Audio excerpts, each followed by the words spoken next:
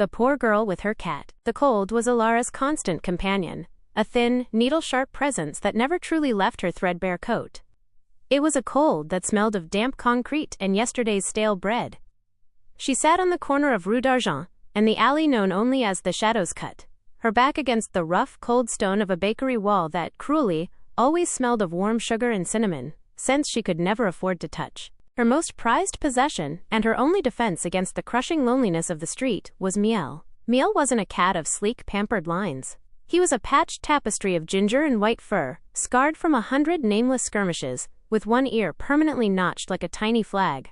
At this very moment he was curled into a perfect, vibrating crescent on Alara's lap, his purr a low, industrial rumble that transmitted a tiny, precious warmth through the thin cotton of her dress. Alara was perhaps 10 years old, though the street had carved lines of worry and resignation onto her small face that made her look much older. Her dress, once a bright cerulean, was now the faded, washed-out blue of a winter sky, patched in a dozen places. Her hands, small and chapped, were tucked beneath Miel, finding comfort not just in his heat, but in the certainty of his presence. "Just a little longer, Miel," she whispered, her breath puffing out a small cloud of steam. "The baker will come out soon to sweep. He might leave a scrap." Miel stretched languidly, his claws momentarily snagging the fabric of her coat before retracting. He blinked once, his gold eyes wide and intelligent, then settled back down, a tiny, silent message of solidarity passing between them. They were an island of two in a sea of indifferent passers-by. The street was a river of hurried legs and expensive leather shoes. Most people walked around the small girl and her cat as if they were inconvenient stones in the road, their gazes sliding away. Alara had learned to be invisible. It was safer that way. Today, however, a new sound punctuated the familiar symphony of the city, a high, frantic yapping. A well-groomed but clearly terrified little terrier, wearing a sparkling red collar, had darted into the street, having slipped its leash. A woman in a thick fur coat, her face contorted with panic, shrieked its name. "Peanut! Oh, Peanut!" The dog, blinded by fear, ran straight towards the intersection where a heavy delivery cart, pulled by a massive horse, was turning the corner. The driver shouted, pulling hard on the reins, but the cart was too heavy, the momentum too great. Alara didn't think. Instinct, sharpened by years of street survival, took over. She sprang up, Miel leaping from her lap to land silently on the cold pavement. She darted into the path of the cart, grabbed the frantic terrier by its collar, and with a surprising surge of strength, shoved it hard toward the curb. She was safe.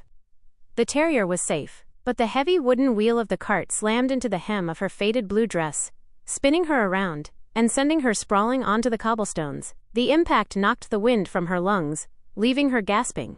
The street fell silent. The woman in the fur coat rushed forward, not to Alara, but to the yelping Peanut, smothering it with relief. The cart driver swore under his breath and clicked his tongue at the horse. Alara pushed herself up, wincing. Her knee was scraped, and a dull ache throbbed in her shoulder. She looked up, expecting a harsh word from the driver, or maybe, foolishly, a grateful look from the woman. The woman looked up from her dog, her expression shifting from relief to annoyance. "Good heavens, child! You startled my Peanut." "Here." She reached into her coat, pulled out a small, tarnished coin, the smallest she had, and tossed it onto the cobblestones near Alara's foot. "Mind where you sit.